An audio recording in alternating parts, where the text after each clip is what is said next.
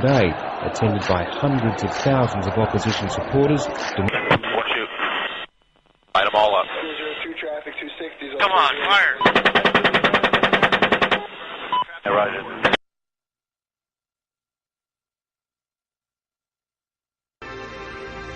In the councils of government, we must guard against the acquisition of unwarranted influence, whether sought or unsought, by the military-industrial complex. The potential for the disastrous rise of misplaced power exists and will persist. We must never let the weight of this combination endanger our liberties or democratic processes. And it means, finally, that government at all levels must meet its obligation to provide you with the fullest possible information outside the narrowest limits of national security, and we intend to do it. And so it is to the printing press, to the recorder of man's deeds, the keeper of his conscience, the courier of his news, that we look for strength and assistance, confident that with your help, man will be what he was born to be, free and independent.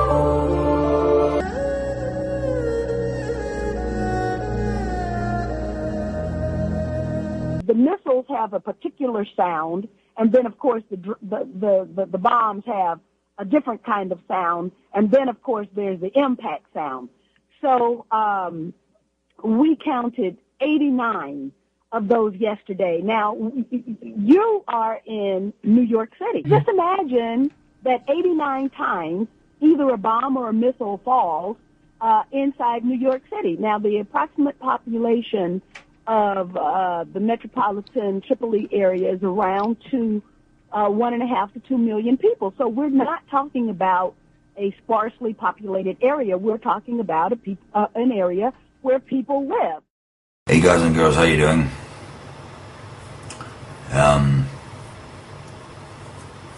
It's Renee going live from Tokyo. This is breaking news. I've just been told that we're not supposed to be drinking the tap water at all. Full stop. Not just no good for the newborns and the babies. Nobody should be drinking it because it's just, forget it.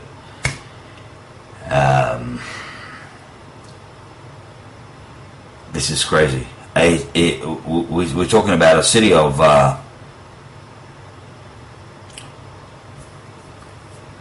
30 million people living here. You don't want to look outside.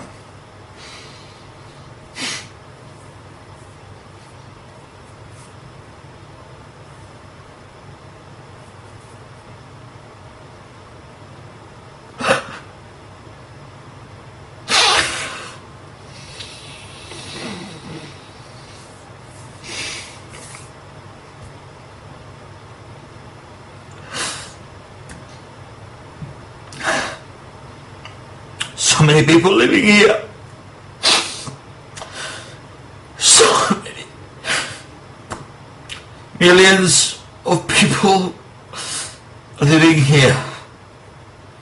And yet, we've just been told we shouldn't drink the water.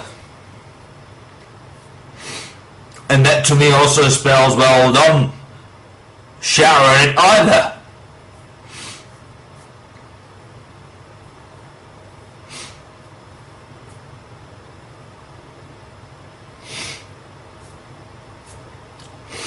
Oh no, go back to what your,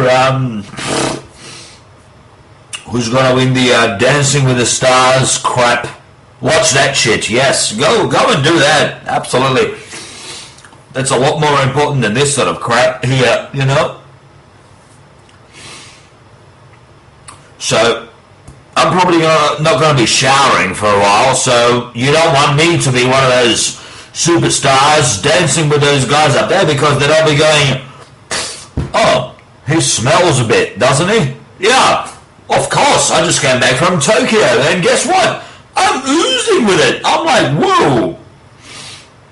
I've got shit coming out of me probably right now, you know, I'm radioactive. Thank you, General Electrics. for that primitive fucking technology you've ever introduced. And lobbied the American government and all the governments around the world to use it. Ever heard of thorium? Thorium. Yes. I think I'm saying it correctly. Thorium. Yeah. Apparently it's not nuclear. And it does the same trick. But guess what? Nobody around the world wants to use it. Because the nuclear industry loves plutonium. Fucking fantastic. Great. So, now I'm breathing it in. Actually, I'm not, because I went down to the shop and they said to me, you know, get sticky tape. Do this. All over the place. So I did it. All over my fucking windows. All over the place. You know? I've sealed everything up. But guess what? It's still fucking Tokyo. What am I going to do in the next 24 hours? What? Don't let the flies in? What? This is a joke. This is an absolute joke. Japan as we know it is evacuating. Tokyo is evacuating. I've got so many friends in the Yakuza hierarchies that are leaving. Everybody's fucking just leaving town. Everybody's leaving. And thank God I don't own an apartment here. I'm just renting, and I'm just going to be one of the other guys that's just going to go.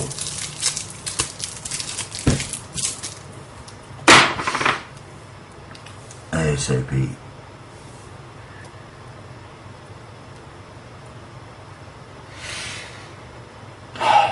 This is...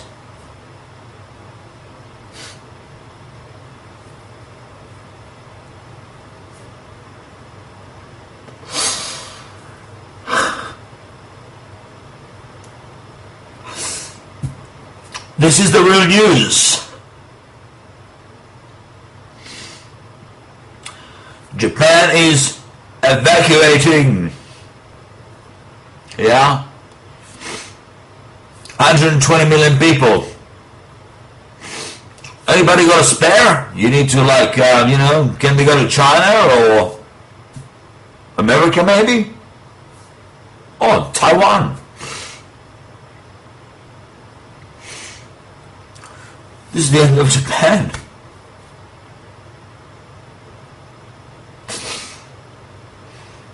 This is the end of my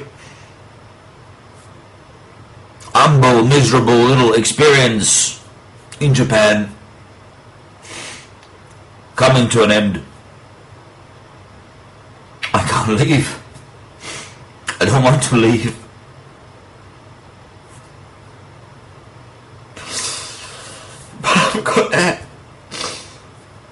I'm gonna have to leave, you know, because I can't deal with this, you know. Look at me. I went to the shops the other day, you know, when it rained, and I've got red crap all over my face, you know. It looks like zits, but it's not zits, you know. I haven't had zits since I was fucking 15, you know. I'm 38 years old. What is this? What is this? What is that? What is that? What is that on my face?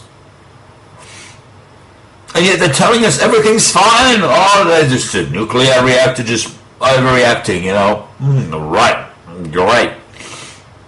Jesus. I mean, they are better than the communists were during Russian regime when Chernobyl blew up. Everything was perfectly fine for 2 months, apparently. This is unbelievable. I cannot believe I'm going through this again.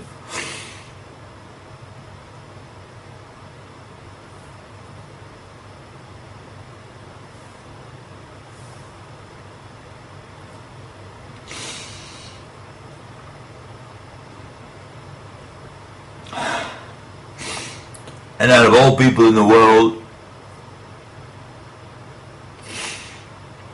the Japanese people, the nicest folks in the world, you have no idea. If you've never lived here, you've got no idea.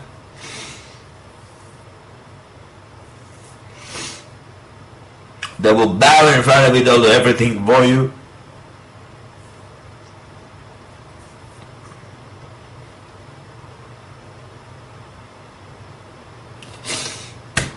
But I'm gonna have to leave. I'm not gonna get irradiated, you know. This is enough. This from the rain the other day. This is crazy. I can't live here.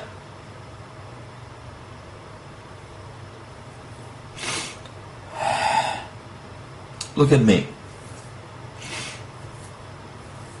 I started bleeding from my nose yesterday, and I didn't even put that on the video. Forget about that crap, you know. That's nothing. That's all like, oh, it's just part of daily life in Japan today. Man, everybody in Japan, leave right now. If you got relatives in America, Canada, Australia, South Africa, Europe, leave. Everybody's leaving. The Japanese evacuation has started. Sorry to say that. That's my opinion. God bless us all. And God have mercy upon all of us. And take us in.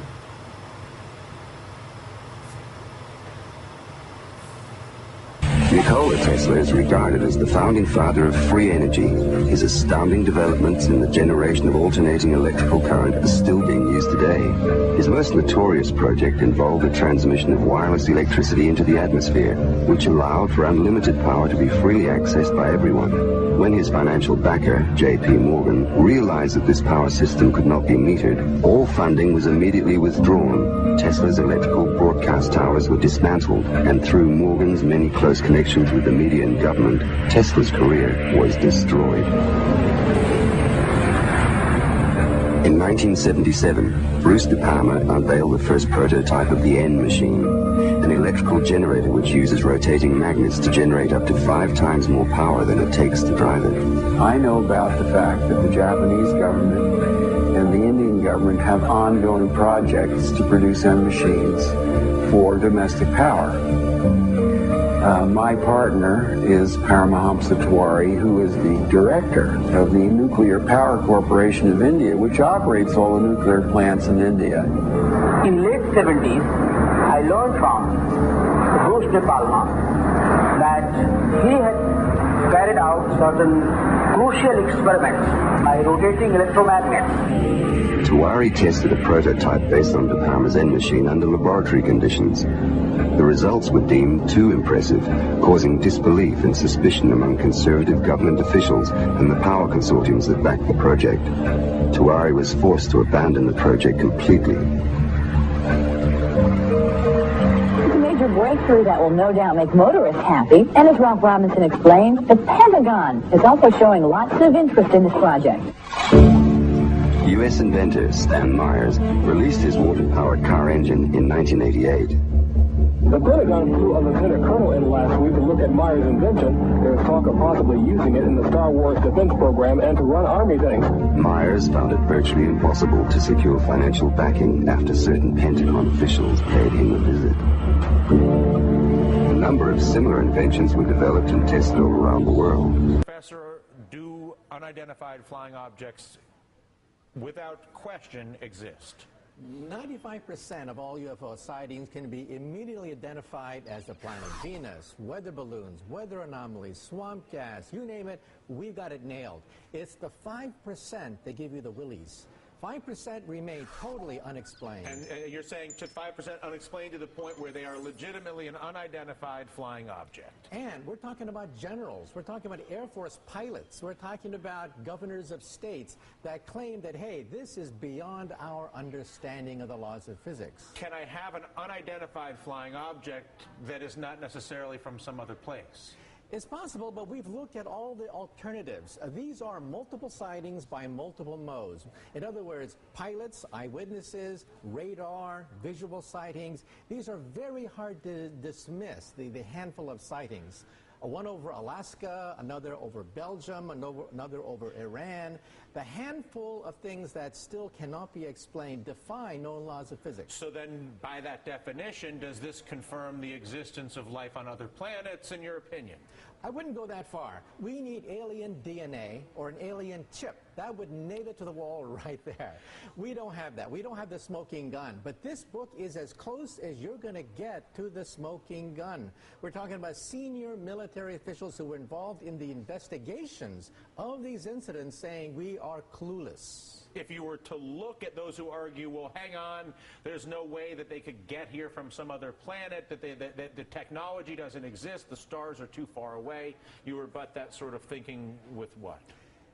Those people assume that there may be 100 years ahead of us, in which case it's impossible for them to reach us. But if they're 1,000, 1,000,000 years ahead of us, then new laws of physics begin to open up. So we have to open our mind to the possibility that they're not just a super version of us, that they could be thousands, millions of years more advanced. Help!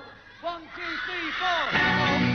I need somebody! Help! Not just anybody! Help! You know I need someone! Help!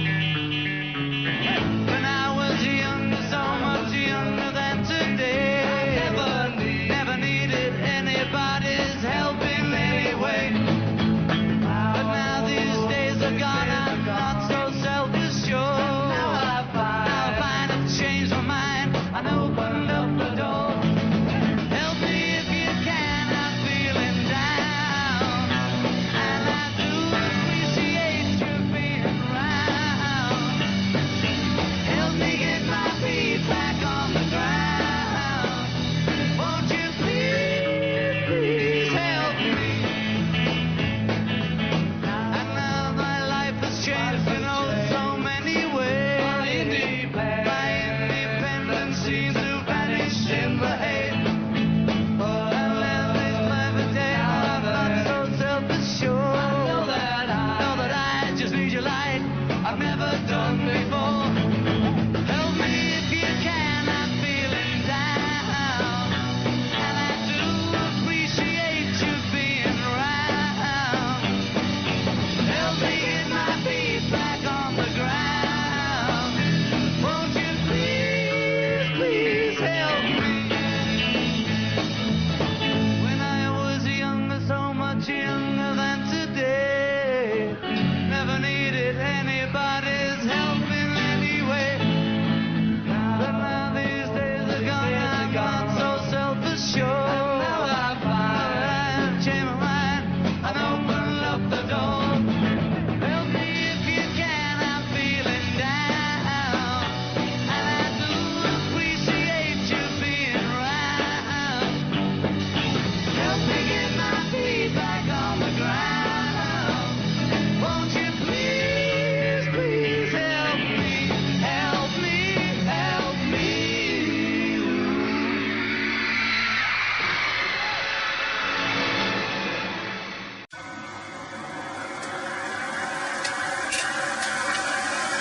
Now, I'd like to make clear, this great all through history, the philosophers Dante and Amanius and Socrates, they call themselves world citizens. So it's not a new idea, it's one of the oldest ideas. It's not revolutionary at all. But this is the only age, and we're the privileged ones, who will decide whether the human race will go on or not. Whether all those guys in the past, all those prophets and seers and philosophers and poets and so forth were justified. We decide, we here, in this day, in this age, and it's very, very short, decide whether the human race will continue and whether all the new, the future people will be born. It's an immense challenge. And it requires intelligence and guts, courage and commitment and so forth. But the tools are there.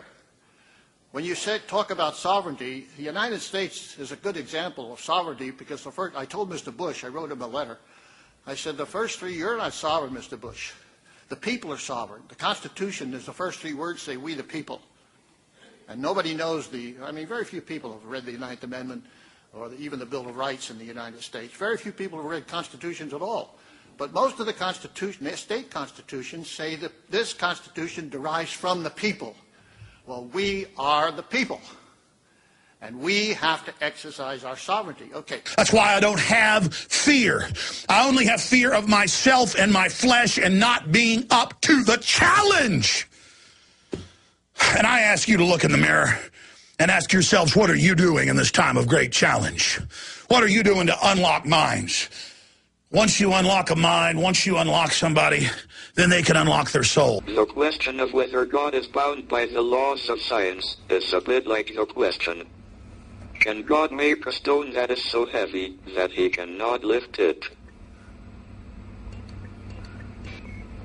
I don't think it is very useful to speculate on what God might or might not be able to do.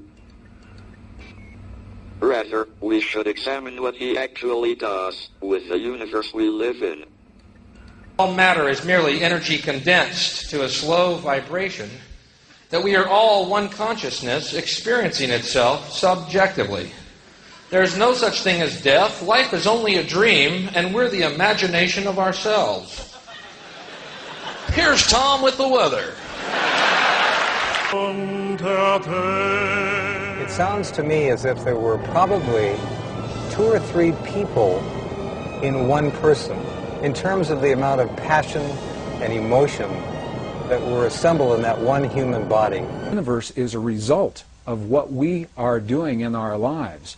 He says we're tiny patches of the universe looking at itself and creating itself along the way. Now this is a radical concept because it suggests that when we look into the world of the quantum atom for that most minute, ultimate particle, we may never find it. Because every time we look, the act of looking is consciousness, placing, creating, building something there for us to see. And when we look into the expanses, the vast expanses of our universe, searching for the very edge of what we call creation, we may never find it. Because the act of consciousness searching is the creative force that puts something in place. Well, growing body, scientific evidence suggests this is precisely the way our world works. And what we'll find as we discover through the experiments that have been done recently in the 20th century is that the ancients may have been very, very close, in fact, to describing precisely the way our world works in the language of another time.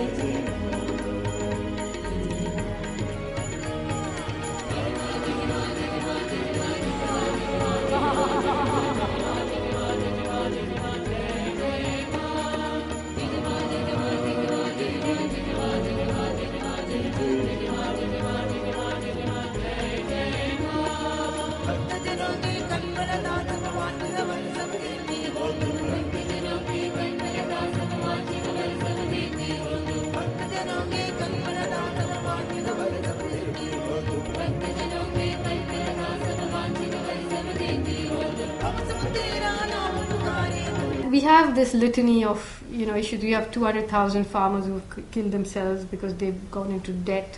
You have increasing ecological and environmental crises. You have wars breaking out, all of that. And yet, this kind of cabaret goes on. I actually spoke to some people, some correspondents of major Western publications, and they told me that they have strict instructions, no bad stories about India, because India is the finance destination, for the rest of the world. So you have people looking to India to revitalize their economies, and you have an Indian government which has just become so servile that it doesn't any longer know what's good for it. And you have a situation where, leaving aside these wars in Kashmir and Manipur, which are a different kind of war, there are battles for identity and nationhood and so on. But the other battle is in some ways a battle that concerns the rest of the world, because it's not just a battle for survival of millions of people, it's also a battle for ideas of the future of the world and what it's going to be.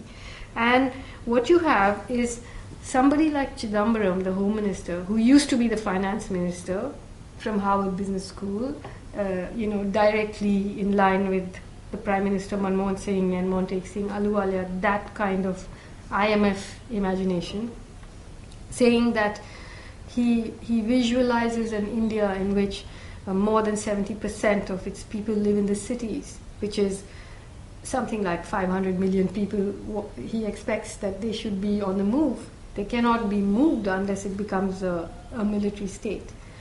And then a couple of years later, that same minister says that the migrants in cities carry a kind of criminal behavior that's unacceptable in modern cities, so they have to be policed, and and you have judges and all these kinds of people basically sanitizing India against the poor. And there isn't any place for poor people to plant their feet anymore. And we're not talking about a minority, we're not talking about the few homeless people, not the few, but there are hundreds of homeless people I know, but here we are talking of a majority of people in this country who have no place in the country. They have no place in the imagination, they have no place in the institutions, they have no place in the law. They have a few bones thrown at them, like the National Employment Guarantee Act, but that too generates a kind of capital that middlemen siphon off. So you're really heading for a kind of crisis which I don't think any of the people who are in charge of this country have a handle on. It means that there is no censorship, no editing of what information I put together on the basis of whether I think people will see me in a certain light. I don't care. They have every right to see me as they want. And it's this free-flowing, information guided, information criteria guided journey of communication that is absolutely essential, because the world that we're experiencing is so dramatically different to that which we think we're experiencing, that if you have any preconceived idea or belief system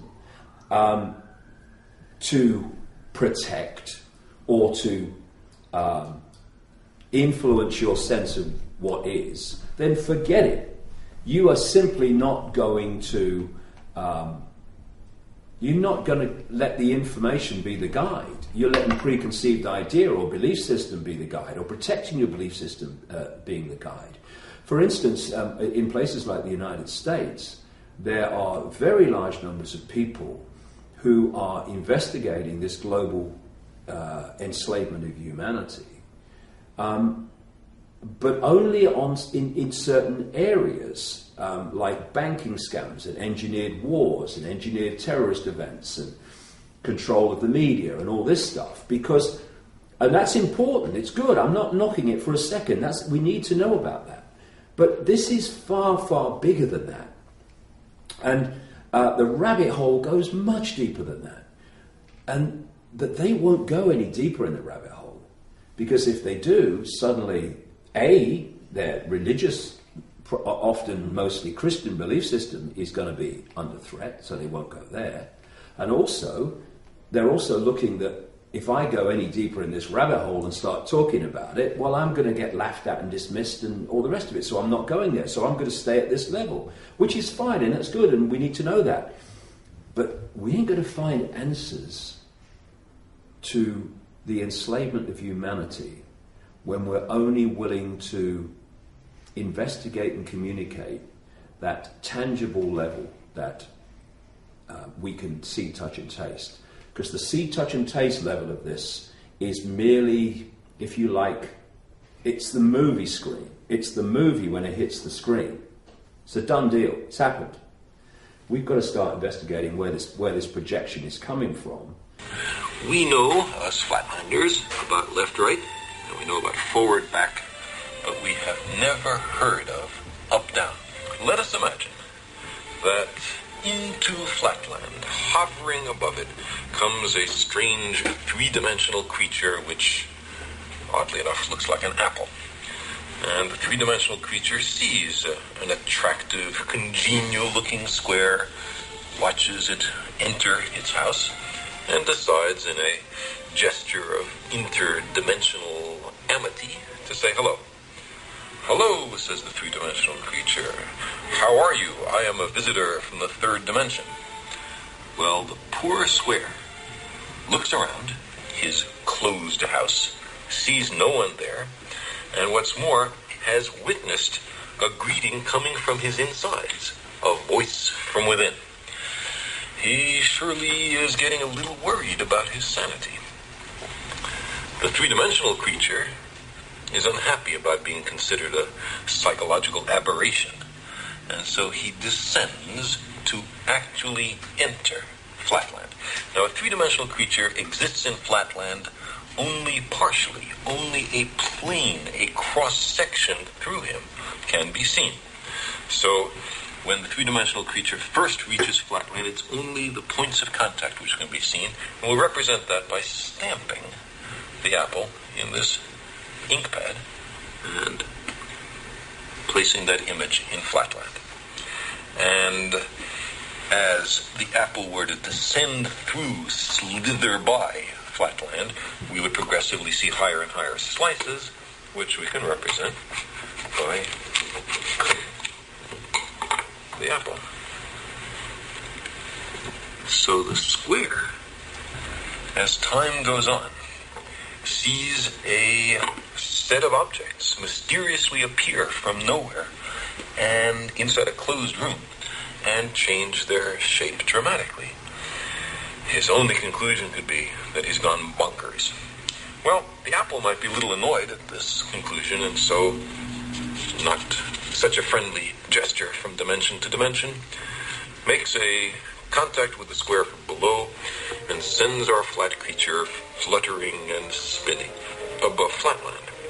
At first, the square has no idea what's happening. He's terribly confused. This is utterly outside his experience. But after a while, he comes to realize that he is seeing inside closed rooms in flatland. He is looking inside his fellow flat creatures. He is seeing flatland from a perspective no one has ever seen it before, to his knowledge. Getting into another dimension provides as an incidental benefit a kind of X-ray vision.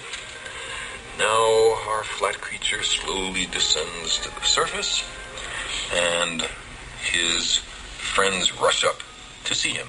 From their point of view, he has mysteriously appeared from nowhere. He hasn't walked from somewhere else. He's come from some other place. They say, "For heaven's sake, what's happened to you?" And the poor square has to say, "Well, I was in some other mystic dimension called up." People will always support what they want to hear.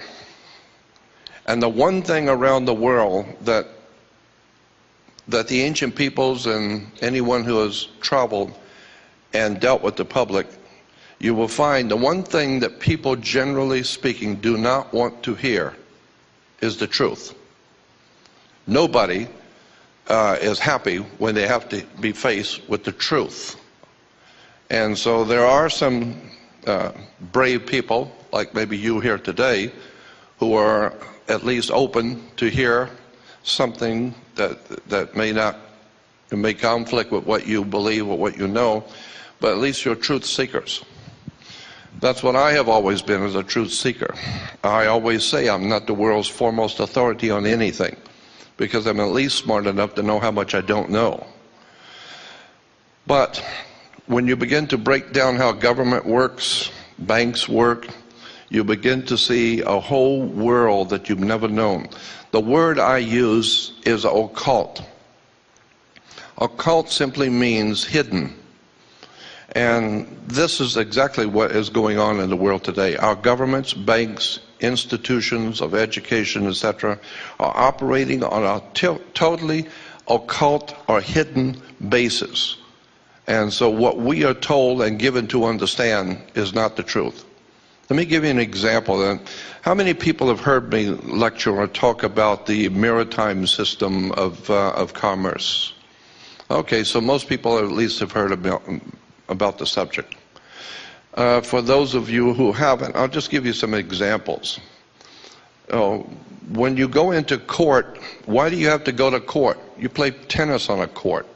You play basketball on a court. The whole idea in a court is to put the ball back in the other guy's court.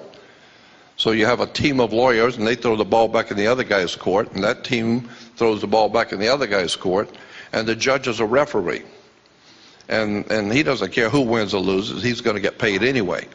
So he wears a black robe. Black robes, most people never question, why do Catholic priests wear black robes? Kids that graduate from high school wear black robes. Judges wear black robes. Rabbis wear black robes, because black robes represent the planet Saturn. They're a symbol for the planet Saturn. Saturn was called by the ancient people Lord of the Rings, and Saturn is Lord of the Rings. This is why women were told in the ancient world to listen to their god, and the concept was they would wear an ear ring. Men were to get married before their gods. They would wear a wedding ring, because the old ancient god of the Middle East, one of the ancient gods of the Middle East, was the planet Saturn. Saturn was directly connected to Yahweh, the Hebrew god. And so this is why even today the Jews celebrate the worship of Saturn. Saturn in the old Phoenician language was called Shabbath. Look up in the Phoenician language, you will find that the planet Saturn was called Shabbath. And his worship, to honor him once a week, was called Sabbath. So when the Jews are having Sabbath, they're actually paying homage to their god Saturn, Lord of the Rings. And so when you start breaking down where religions have come from, theologies have come from. As citizens lie to the government, we can go to jail. When they lie to us, usually nothing happens, or we go to war or something, you know. How come they're not held for lying the same way we are? I mean, Roger Clemens could go to jail, Barry Bonds could go to jail for lying to the government, and Martha Stewart did go to jail, not for insider trading, for lying to the government. So why do we go to jail, but then when they lie to us, really nothing happens, or maybe they get censured, or one of those punishments that they dole out to each other? You know, that's a brilliant point. It's just a ride. And we can change it anytime we want. It's only a choice. No effort, no work, no job, no savings of money. A choice right now between fear and love. The eyes of fear want you to put bigger locks on your door, buy guns, close yourself off. The eyes of love instead see all of us as one. Here's what we can do to change the world right now to a better ride. Take all that money we spend on weapons and defense each year and instead spend it feeding, clothing, and educating the poor of the world, which it would many times over, not one human being excluded, and we can explore space together, both inner and outer, forever in peace. Thank you very much. You've been great. The ultimate source is within ourselves. Most of the people, you see, not looking that way.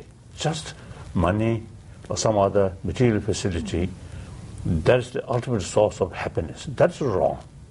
Of course we need material value, material facility, but ultimately it's also happy life here. So that's my sort of number one commitment, to educate people, make aware that thing, irrespective of whether religious believer or non-believer. Then second, promotion of religious harmony. So now I can spend more time on these two fields. From 1887 until the early 1990s, all of Western science was based on the principle that what happens in one place has absolutely no effect on what happens somewhere else. And now we know that this is absolutely not true. So I'd like to share with you 3 experiments that are absolutely shaking the foundation of Western physics. The first was conducted by a Russian physicist, Vladimir Poponin, in the early 1990s. He came to the United States to finish this series of experiments. And what Poponin did was he wanted to investigate the relationship between human DNA and the stuff our world is made out of, little packets of energy that we call photons, little particles of light, if you want to think of them that way. So the experiment consisted of taking a tube, a glass tube, drawing all the air out of this tube, creating what today we call a vacuum, implying that there's nothing left in this tube. However, we know that there's still something left, these little particles of light. So Poponin measured the particles to see how they were distributed. Did they fly all over the place inside the tube, or were they all accumulated at the bottom, or what happened with them? And the results of this part of the experiment were not surprising, because the little particles of light, the photons, were completely random, and this is what they expected. The next part of the experiment is where this gets really, really interesting, because they placed some human DNA into this tube. And the human DNA, when they remeasured the photons, the human DNA had caused the photons to form an alignment. The DNA was having a direct effect on the stuff our world is made of. Now, this is precisely what ancient spiritual traditions have always said, that something within us has an effect in the world around us. And Poponin's experiment, for the first time in recent times, is actually verifying this under laboratory conditions. And the next piece of the experiment is even more interesting, because what they found was that when the DNA was removed from the tube, we would expect that they would all go back randomly distributed just the way they were before. And this is not what happened. What happened was, even though the DNA was no longer in the tube, the photons remained aligned as if the DNA were still there. And the question is, why? What is it that causes this effect? There's nothing in Western physics that accounts for why those photons should remain in the position that they were in when the DNA that caused them to become aligned is now removed from the tube. This experiment is called the phantom DNA experiment because the effects last whether DNA is there or not. And what it tells us is, number one, is that DNA is communicating, human DNA is communicating with the stuff our world is made of, the packets of energy that underlie all of matter. It's communicating through a field that has previously been unrecognized. The scientists call it a new field. My sense is it's probably been there all along, and we simply didn't recognize it. So we'll call this a previously unrecognized form of energy. The second experiment is a fascinating experiment. It's a military experiment. And what they did, in essence, was they took some human DNA, some scrapings from the tissue of inside the mouth of a donor or volunteer, and they placed this DNA in a device that could measure its effects in one room of a building, while the donor that the DNA came from is in another room in the same building. So living DNA from one person, the DNA is in one place, the volunteer is in another place. And what they did was they subjected the volunteer to what they called emotional stimulation that would elicit genuine responses of emotion, of joy or sadness or fear or anger or rage in one part of the building. And they were measuring the DNA to see if the DNA would affect to the donor's emotions. Now, why would it? In Western physics today, there's absolutely nothing that suggests that that DNA is still linked to the donor on the one hand. And on the other hand, as they conducted these experiments, what they found was just the opposite. What they found was that when the donor was having his emotional peaks and valleys in one room, the DNA was having its emotional peaks and valleys in another room, at exactly the same time. Just think of what we went through in the Cold War, when I was in the Air Force, after I was drafted in the Air Force, all through the 60s. We were standing up against the Soviets. They had like 30,000 nuclear weapons with intercontinental missiles. Just think of the agitation and the worrying of a country that might get a nuclear weapon someday, and just think of how many nuclear weapons surround Iran. The Chinese are there, the Indians are there, the Pakistanis are there, the Israelis are there, the United States is there, all these countries. China has nuclear weapons. Why wouldn't it be natural that they might want a weapon? There'd be, internationally, they'd be given more respect. Why should we write people off? There was, you know, in the 50s, we at least talked to them. At least our leaders and Reagan talked to the Soviets. What's so terribly bad about this? And people, where countries that you put sanctions on, you are more likely to fight them. I say a policy of peace is free trade, stay out of their internal business, don't get involved in these wars, and just bring our troops home.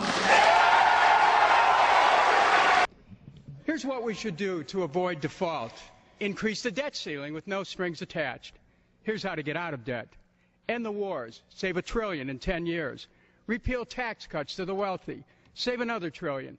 Medicare for all. End the $400 billion in yearly subsidies for the health insurance industry. Renegotiate trade agreements with workers' rights, human rights, and environmental quality principles. Save millions of jobs and billions of dollars. The Fed creates money out of nothing and gives it to banks. Why should our country go into debt borrowing money from banks when we have the constitutional power to create money and invest in jobs? We could have another New Deal, putting millions to work, rebuilding America's roads and transportation system. We could have a Works Green administration where NASA is the incubator of jobs, designing and engineering, wind and solar microtechnologies for private sector manufacturing, distribution, installation, and maintenance in millions of homes, saving money and energy and protecting the environment. Good morning. My name is Carol Rosin. In 1974, after being a 6th grade school teacher, I was introduced to the late Dr. Wernher von Braun, in the U.S. the father of rocketry. In my first meeting with him, during that first 3.5 hours, he said to me, Carol, you will stop the weaponization of space. And I said, you know, teachers don't stop until June. He said, no, you have to understand, this is February. And we have to prevent the weaponization of space because there is a lie being told to everyone that the weaponization of space is now first being based upon the evil empire, the Russians. There are many enemies, he said, against whom we're going to build this space-based weapon system. The first of whom was the Russians, which was existing at that time. Then there would be terrorists. Then there would be third world countries. Now we call them rogue nations or nations of concern. Then there would be asteroids. And then he would repeat to me over and over, and the last card would be the extraterrestrial threat. Well, at the time, I kind of laughed when he said asteroids, and when he said extraterrestrials, I knew I wasn't going to deal with that subject. And now we hear in the news just today, this week, that they've slid in another enemy. Only this time we're going to protect our satellites. In other words, we have to have some reason to spend these trillions, to waste these dollars on a space-based weapon system, and they're all lies. This is a system, he told me, that would never protect anyone. Even back then, he talked about suitcase bombs. He talked about chemical, viral, bacterial, biological warfare, that these space-based weapons would never protect us against. And then he told me that, in fact, if you travel around the world, which I did after he died in 1977, I met with people in over 100 countries who were friends. They didn't want to build space-based weapons. I became a space and missile defense consultant. And I worked with people around the world. I became an advisor to the People's Republic of China. They don't want to build a space-based weapon system. And he told me back then that they didn't. He said, go to Russia. They're considered to be the enemy. I got on a plane by myself. When I got to Russia, I had a list of people that I had read out of the newspaper. Chernenko was in office then. He was the only one I didn't get a chance to meet. They introduced me to everyone when I got there. And when I got back, I said, oh my Lord, this man is telling the truth. There is no threat. And I've been waiting until this day for 27 years, and I'm expecting the spin to happen, because he also explained to me that as a military strategist, as a person who worked on the MX missile, which I did later, He said, you will find that there is going to be a spin to find some enemy against whom we have to build space-based weapons. And now we should expect the spin, because he said part of the formula for the intelligence community is if they might have a weapon, then we have to consider that they do have these weapons. So now they do have these weapons, so now we have to build these weapon systems. And that's the formula, except that it's all based on a lie. And we have witnesses here today that have shown you that these extraterrestrial beings, that these craft that have come here are now not UFOs, they're identified flying objects. And we know that they have beings in them. And we have witnesses here who have told you that they can shut down our missile silos. They can stop a rocket going into space that's a test. We have witnesses here who have worked in the classified departments who have the courage to come forward here to support what Wernher von Braun told me back in 1974 to 77. And I will testify before the Congress that when I founded the Institute for Security and Cooperation in Outer Space, which I shut down a few years ago because I didn't believe we had a chance with this huge integrated around the world complex weapon system, that we had any chance at all of transforming that war industry into a space industry that could provide benefits, like Dr. Greer has said, of global warming. We can end that situation of that problem. We can end the energy crisis. We can build now non-polluting technologies. Wernher von Braun used to tell me that we could have cars back then that drove around off the ground. He described this to me on beams so that we have no pollution on this planet. And we can solve the problems of the people that are urgent and potential, and the other animals and the other cultures on Earth and in space.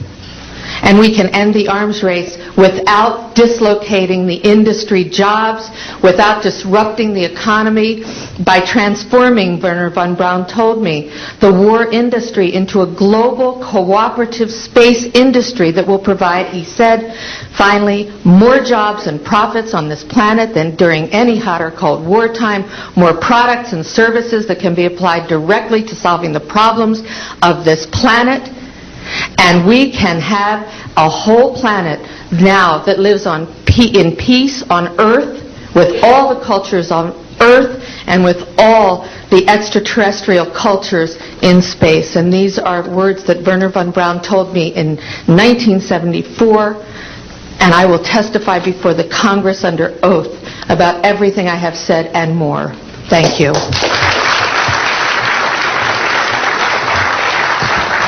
Thank you very much. I'd like to thank each of the witnesses and for your patience. We're running about 50 minutes late, and I do apologize for that. I want to emphasize that all of these witnesses each could speak for probably anywhere from 2 to 5 hours about what they have witnessed. We were trying to give you a snapshot. We have another 400 of these witnesses. I have carried this burden for 8 years. I'm now giving it to you, the American people and the people of the world, to take it forward. What I'd like to do now is open the audience for questions from the media. You may address them to me or to an individual witness as you deem appropriate. Yes, ma'am. Yes, Maribel Gonzalez with Reforma, Mexican newspaper. I have 3 questions. One is, Yes, I wanted to know if there are laws in this country that in some way allowed this kind of secrecy or not.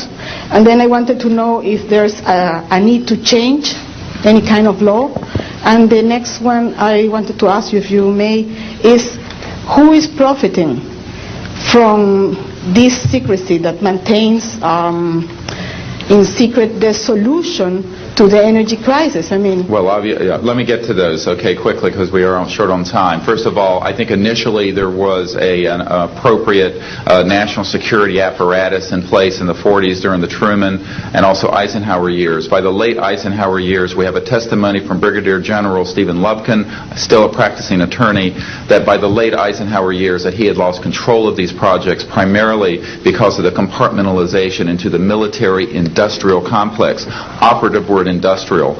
There are corporations that the evidence is now strong that we have been visited by alien civilizations, and so the idea that there is life throughout the universe, and we're not the most advanced species around.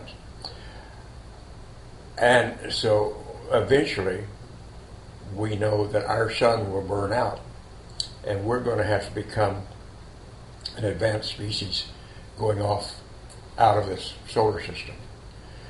So my thinking at this point is on the frontier.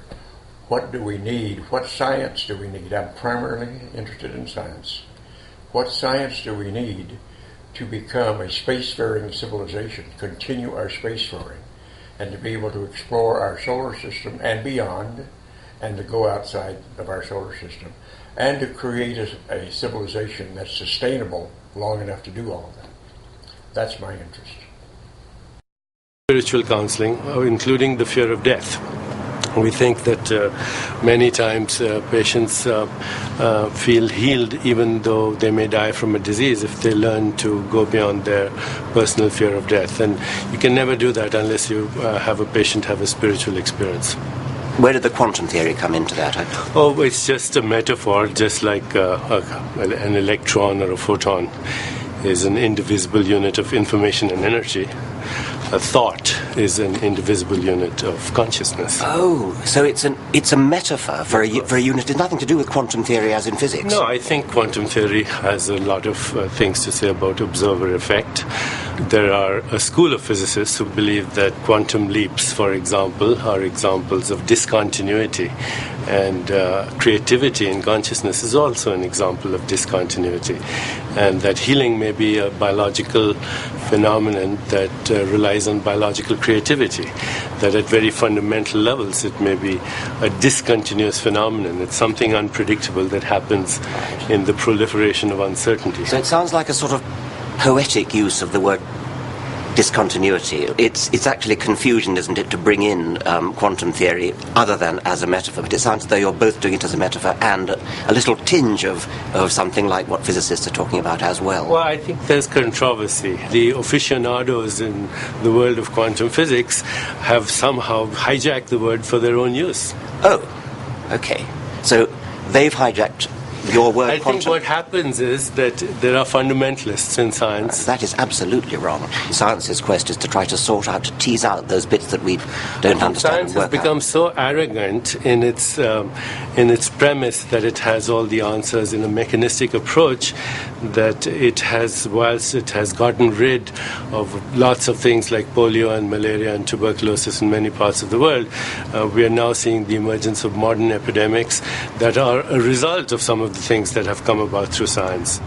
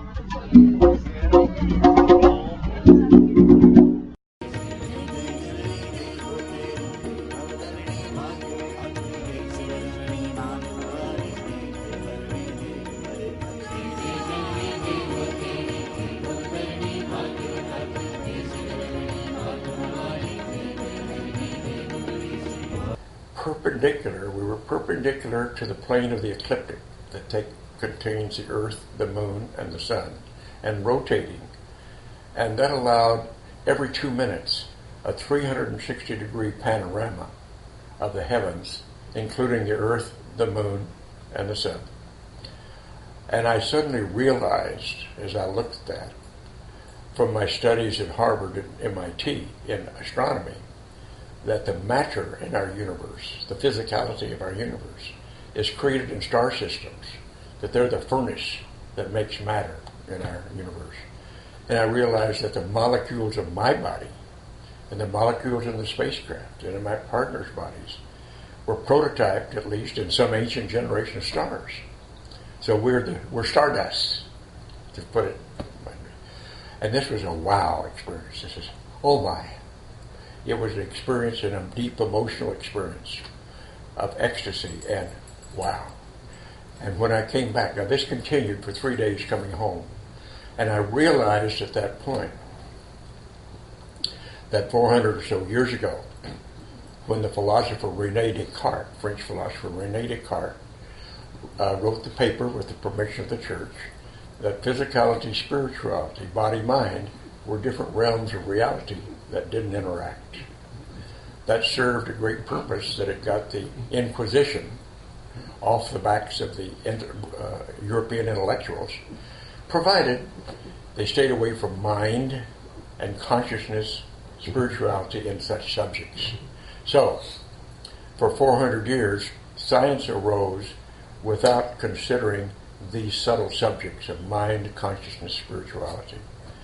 But in the beginning of the 20th century, thanks to Max Planck, Einstein, and the early scientists of the late 19th, early 20th century, Einstein came up with the notion that of wave-particle duality for matter at its most subtle level. And quantum mechanics arose out of that. And we now know that Descartes was wrong. Mind and matter do interact. And that the bottom level of it is at the level of quantum mechanics. And so I realized that the thing that was really missing in modern science was, what is consciousness from a scientific point of view? And what is it? What is the cosmology that allows consciousness to be what it is? So I went to some philosophers and thinkers at Rice University near the Space Center in Houston and asked them to help me about this experience. And after a short period, they came back with studies out of the Sanskrit, ancient Sanskrit, that said, we think what you're talking about is an experience called samadhi. I said, what does that mean? That means you see things in their separateness as they are, but you experience them viscerally and internally as a oneness, as unity. In every culture, this type of experience has taken place. In the Greek, it's called metanoia, change of heart, change of mind. In Zen Buddhism, it's called satori, or enlightenment. In the Sanskrit, it's called samadhi. I've been able to repeat the experience on Earth in meditation. And it made me to realize that the thing we should strive for is peace on Earth, and kindness and love toward one another, and cooperation, as opposed to warlike and killing each other.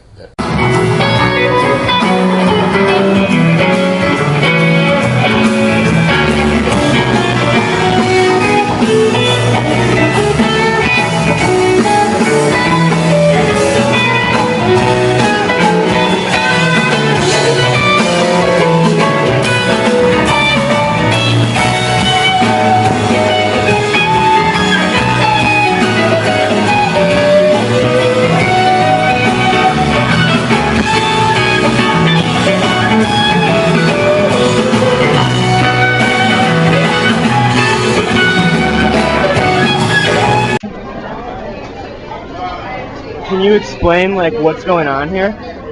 What are you thinking when you draw this? Well, I'm thinking of the beauty in designs. I'm a designer. Yeah. And I'm a blueprint master. I love blueprints. I can blueprint anything. I can blueprint the world, blueprint the universe. And that's what I have done. So, when we open our minds, or go beyond that even, then we start to see reality in a different way. This is a wonderful quote. "You were born an original, don't die a copy." So many people do that. They go through their lives thinking the norm in society is the only possible perception of reality. And because the majority appear to believe it, therefore, by definition, it must be true. Truth does not change because it is or is not believed by the majority of the people. As Gandhi said, even if you are in a minority of one, the truth is still the truth. Or as this proverb says, the multitude is always wrong. And invariably, when you look through what we call history, it turns out that way. It is the people who have challenged that have moved us forward in terms of our understanding of who we are and the nature of the world we live in. Few centuries ago, the majority believed. Why? Because those people perceived to be all-knowing, the scientists and religious people of the day, said the earth was flat, and if you went too far, you'd fall off the edge. And people were jailed and vilified for saying, actually, it's a sphere. This is it. This is the end of fossil fuels. This is the end of radioactive nuclear. This is the entrance into a free energy world. All from a tiny little bit of nickel, powder, and hydrogen. No drilling. No more destruction. I'm sorry to everybody who was really happy sucking oil out of the Earth's veins, but it's done. I mean, there will be a very small amount of oil drilled for, I'm sure people will continue to do it, but all major commercial operations need to get shut down. I mean, the planet is in such condition with unstable weather, both from man-made and cosmic forces, because interplanetary climate change is taking place. Now, this cube, we understand, casts a shadow. And that shadow we recognize. It's, ordinarily drawn in third grade classrooms as two squares with their vertices connected. Now, if we look at the shadow of a three-dimensional object in two dimensions, we see that, in this case, not all the lines appear equal. Not all the angles are right angles. The three-dimensional object has not been perfectly represented in its projection in two dimensions, but that's part of the cost of losing a dimension in the projection. Now, let's take this three-dimensional cube and project it, carry it through a fourth physical dimension. Not that way, not that way, not that way, but at right angles to those three directions. I can't show you what direction that is, but imagine that there is a fourth physical dimension. In that case, we would generate a four-dimensional hypercube, which is also called a tesseract. I cannot show you a tesseract because I and you are trapped in three dimensions. But what I can show you is the shadow in three dimensions of a four-dimensional hypercube or tesseract. This is it. And you can see it's two nested cubes, all the vertices connected by lines. And now the real tesseract in four dimensions would have all the lines of equal length and all the angles right angles. That's not what we see here, but that's the penalty of projection. Rosin, I'm here to introduce to you today a treaty that all of us can work on that can actually change the whole game that's causing so many problems and challenges on this planet, that's causing so much suffering, so much damage, and possibly the obliteration of the whole human species. That may sound a bit depressing and far out, but in fact it's true.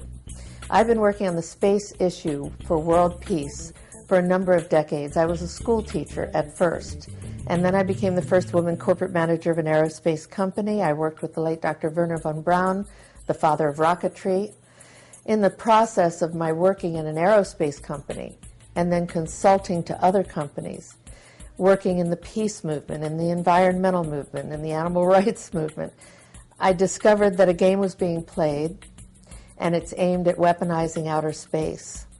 And why is that important? Why is this an important issue when we have so many problems on the planet? I'll tell you why. It's because it is the place, outer space, where we can transform the entire war industry into a space industry. I've been working in the last couple of months on a treaty that we named the Outer Space Security and Development Treaty of 2011. And as quickly as possible, you and I can work to get this signed. What's unique about it is it's going to put a lid on the total war industry while allowing it to transform into a space industry. It's the first time this treaty's ever been presented, so you're getting the scoop of it too, and we're hoping that this piece will go around the world. Please share it with everybody that you can, because it's a treaty that for the first time in history not only acknowledges the indigenous cultures, the cosmic cultures, but it has a place for the nation-state leaders of the United Nations to sign this treaty, to turn it into actual law. And all we need are 9 presidents of countries to sign it. So he very subtly put in the 9th Amendment, which says the enumeration of rights in the Constitution shall not be construed to deny or disparage other rights retained by the people. Each person has a different set of antennas. And the point about it is the antennas make each person different, give them their own identity. And you might say, oh, the antennas make the identity. And then I say, no, antennas receive a signal. The identity antennas, the ones that receive a signal, are on the outside of the cell. So they're receiving an identity signal somewhere from the environment. It's like a broadcast. And so each human is like a television set, receiving a different station because of their antennas are different than each other. Each one of us is receiving a broadcast station. And if it's an invisible energy force with identity in it, people have talked about a spirit. Oh, spirit is the invisible stuff that's being picked up by the antennas. The nature of the body is due to the interpretation of the environment, which is the mind. But the mind is connected to the spirit part. So the invisible force is called the mind because there's no physical thing called mind. There's a physical brain, but the mind is the energy around the brain. So this is why mind has been left out of science.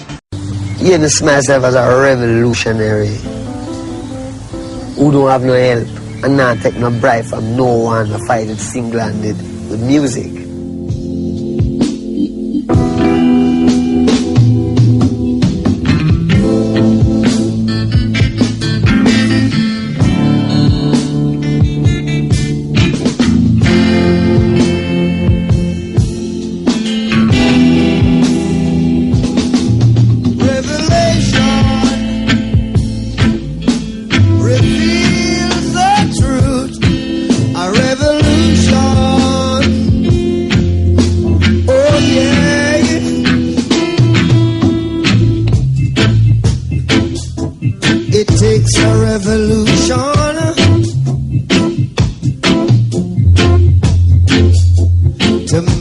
Solution.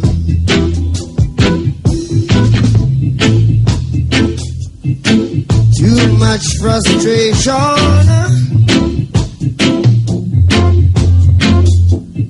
So much confusion. Hey. I don't wanna live in the park. Ain't trust no shadows after dark. So my friend, I wish that you could see I got a bird in a tree. We must be free, yeah. Never make a politics on. Grant you a favor. They will always want to control you forever. So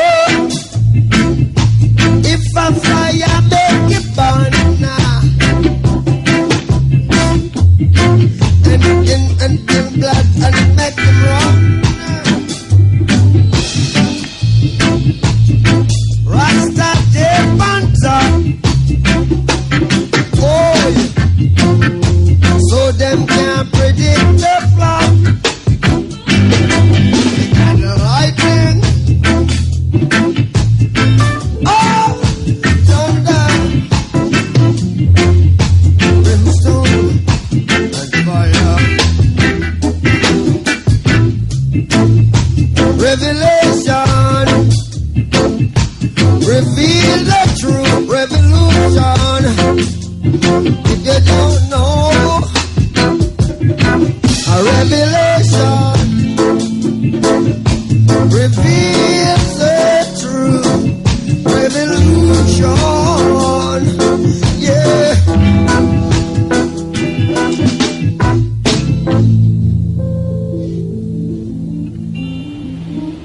Violence is destructive and degrading. Please help in every possible way to make this general election campaign a peaceful one. We, the people of Jamaica, deserve no less. The remarkable works of Canadian inventor John Hutchison has drawn widespread attention from businessmen and government scientists since 1979, when he began using ultra-high electromagnetic frequencies to transform matter in some very unusual ways. It has come to be known as the Hutchison effect.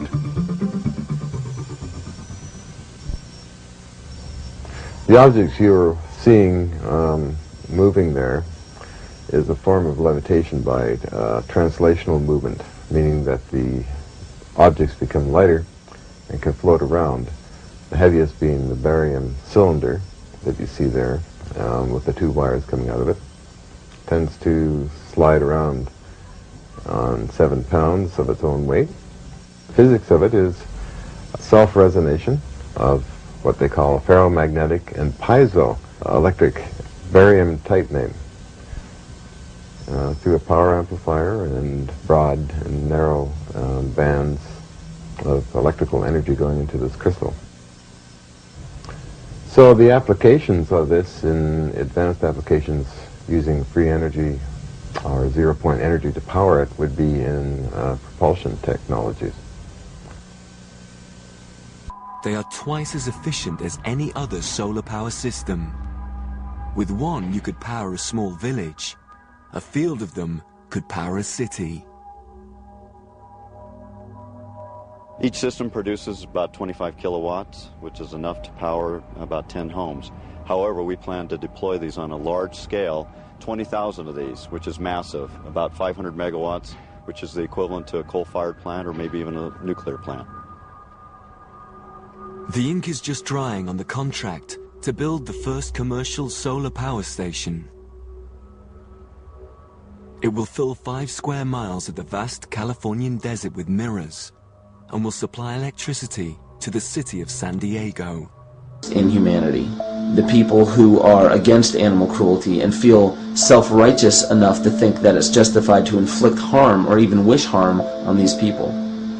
Because those are the people who take unconscious cruel behavior to a whole new level of conscious cruel behavior that's perfectly acceptable in their minds, because they feel that it's their job to bring other people to justice, like they're an authority figure of some sort. Those are the people who will have a much harder time figuring out why they harbor so much inner hatred and resentment. They don't seem to realize that it's just another form of the same exact hatred. So to keep from facing our inner demons consistently, what do? When we begin to realize, hey, wait a minute, maybe it's not alright to inflict harm on any other living thing, then the ego has to come up with a more esoteric form of cruelty to trick us into displaying the same form of self-hatred, the same indignant attitude, but just in another way and towards another group of people.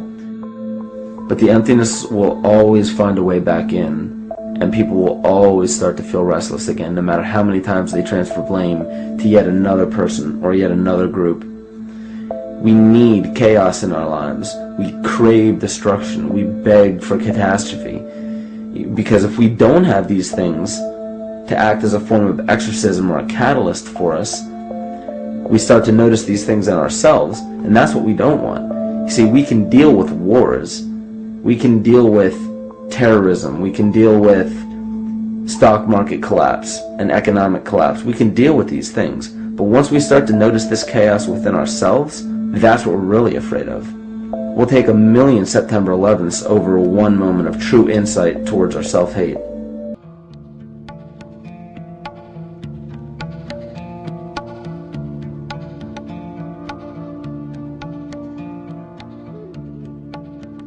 The Kumbh Mela is the greatest of Indian pilgrimages and the largest gathering of humanity on the earth. The greatest fair of all nations in all times. People come in search of immortality, and immortality they do find in the form of spiritual enlightenment.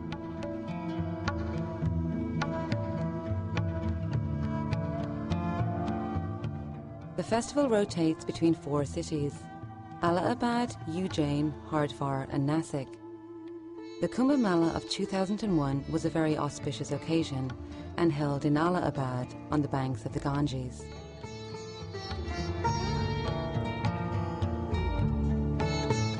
Many Hindus believe that by bathing in the sacred river on certain days, they will be freed from past life karma and from the vicious cycle of birth and death.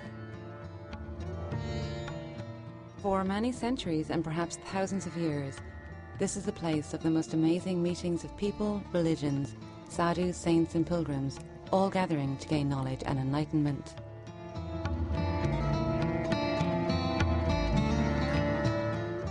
In 2001, we journeyed to the sacred spots.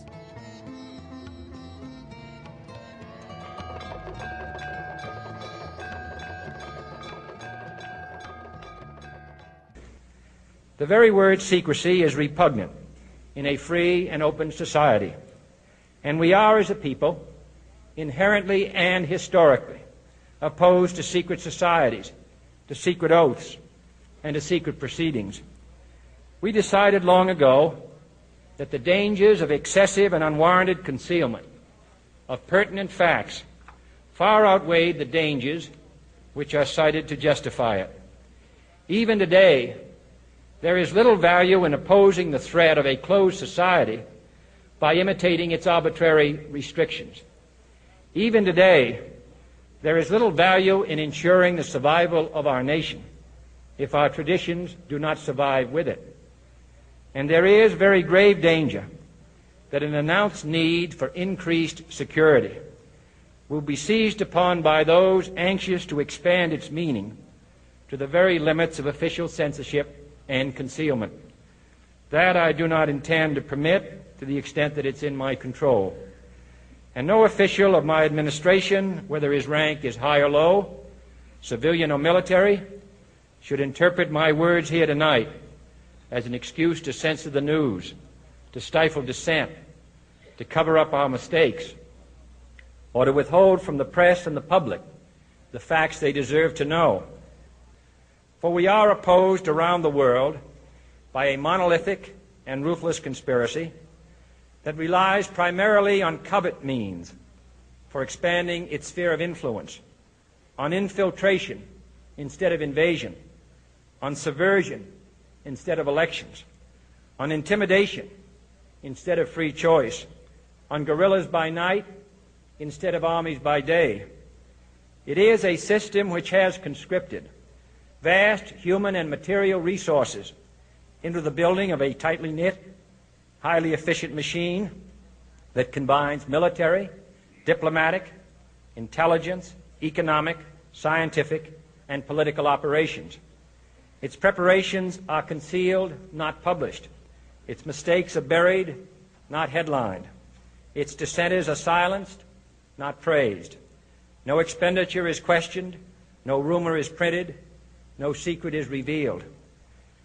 No president should fear public scrutiny of his program, for from that scrutiny comes understanding, and from that understanding comes support or opposition, and both are necessary. I am not asking your newspapers to support an administration, but I am asking your help in the tremendous task of informing and alerting the American people. For I have complete confidence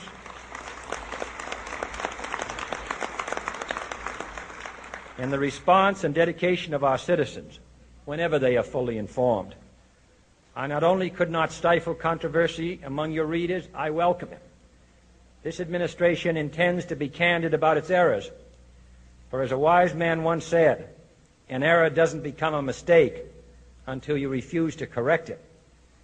We intend to accept full responsibility for our errors, and we expect you to point them out when we miss them. Without debate, without criticism, no administration and no country can succeed, and no republic can survive. That is why the Athenian lawmaker Solon decreed it a crime for any citizen to shrink from controversy. And that is why our press was protected by the First Amendment, the only business in America specifically protected by the Constitution, not primarily to amuse and entertain, not to emphasize the trivial and the sentimental, not to simply give the public what it wants, but to inform, to arouse, to reflect, to state our dangers and our opportunities, to indicate our crises and our choices, to lead, mold, educate, and sometimes even anger public opinion. This means greater coverage and analysis of international news, for it is no longer far away and foreign, but close at hand and local. It means greater attention to improved understanding of the news, as well as improved transmission. And it means, finally, that government at all levels must meet its obligation to provide you with the fullest possible information outside the narrowest limits of national security.